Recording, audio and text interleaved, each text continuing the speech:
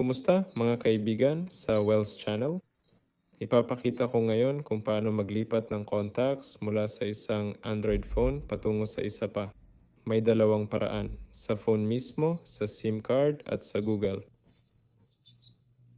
Sa phone, piliin ang contact, tapos pindutin ang settings at share contact sa itaas na kanan.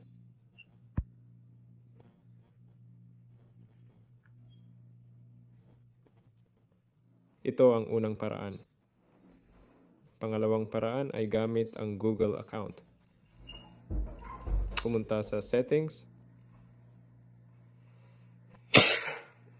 Paumanhin po. Pumunta sa Google.